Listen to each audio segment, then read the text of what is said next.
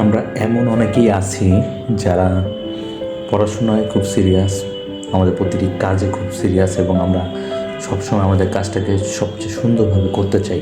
আমরা চাই যে আমার কাছে যেন কোনো ভুল না থাকে, কোনো ত্রুটি না থাকে, আমি যেন অসতর্কভাবে কোনো ভুল না করে ফেলি। এই ব্যাপারগুলোতে আমরা অনেকে খুব সতর্ক থাকি। তো আমাদের এই সতর্কতার ভেতর দিয়ে আমরা অনেক সময় কিন্তু একটা ভুল করে ফেলেছি। ভুলটা হচ্ছে আমরা আমাদের যে মস্তিষ্ক, সেই মস্তিষ্কের ভেতরে এই তথ্যটা বারবার বলি, এই তথ্যটা বারবার দিই যে আমার ভুল করা যাবে না, আমার ভুল করা যাবে না। মস্তিষ্কর এখানে একটু অসুবিধা হয় যে ভুল করা যাবে না, ভুল করা যাবে না, ভুল করা যাবে না। এই ভুল শব্দটা যে বারবার রিপিটেডলি আমাদের মস্তিষ্কের ভিতরে ঘুরতে থাকে, সেটা কিন্তু আমাদের ভুলের পথে নিয়ে যায়। তো এই জন্য এবং আমরা যখন মানসিক প্রেশার নিই তখন কিন্তু আমাদের ভুল হওয়ার প্রবণতা বেড়ে যায়। তো এটা মস্তিষ্কের একটা বিষয়। মস্তিষ্ককে যদি আপনি অনেক বেশি প্রেশার দেন তখন কিন্তু মস্তিষ্ক ফাংশন করার ক্ষেত্রে অসুবিধায় পড়ে। তো পরীক্ষায় আমি কি কম পাবো? পরীক্ষা লিখতে বসলাম, পরীক্ষা দিতে গেলাম, লিখছি, খুব সতর্কতার সাথে লিখতে গিয়ে আমি হচ্ছে তো, আমি ঠিক জায়গায় আছি তো, আচ্ছা আমি পারবো তো, এইরকম একটা কনফিউশন যখন তৈরি হয় না, তখন কিন্তু ভুল করার সম্ভাবনা তৈরি হয়। তো সেই ক্ষেত্রে আমি আসলে মূলত যাদেরকে উদ্দেশ্য করে এই কথাটা বলছি, তারা আশা করি আমার কথাটা বুঝতে পারবে। সেটা হচ্ছে যে আমাদের এটা করা যাবে না।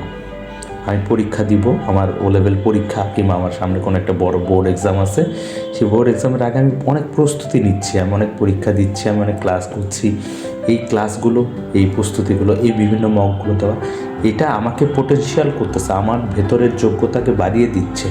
সেই যোগ্যতা অনুযায়ী আমি অবশ্যই চূড়ান্ত পরীক্ষার দিন ভালো করবো। এখানে খারাপ করার কোনো প্রশ্নই আসে না। কেন খারাপ হবে? এটা তো প্রশ্নই আসে না।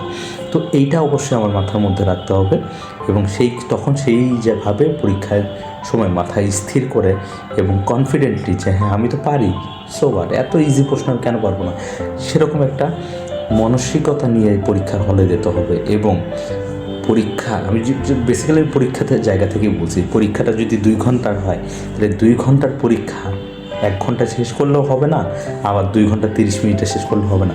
2 ঘন্টার পরীক্ষাকে আমাকে এমনভাবে প্ল্যানিং করতে হবে, এমনভাবে আমাকে লিখতে হবে যেন আমি সেটা ওই টাইমের সাথে অ্যাডজাস্ট করতে পারি। সেই টাইম ম্যানেজমেন্টটাও কিন্তু আমাকে শিখতে হবে। আমি আমার মূলত যাদেরকে উদ্দেশ্য করে বলছি তাদেরকে আমি অবশ্যই শেখাবো কীভাবে টাইম ম্যানেজমেন্টটা করতে হয়। টাইম ম্যানেজমেন্ট খুবই গুরুত্বপূর্ণ জীবনের প্রতিটি ক্ষেত্রে, প্রত্যেকটি কাজের ক্ষেত্রে। তবে পরীক্ষার সময়, আপাতত পরীক্ষাটাই যেহেতু সামনে, তো পরীক্ষার ক্ষেত্রে এই ব্যাপারটায় সতর্ক হতে হবে এবং সেটা নিয়ে আমি আসলে অবশ্যই ক্লাসে জানাবো। সবাই ভালো থাকবে, ধন্যবাদ।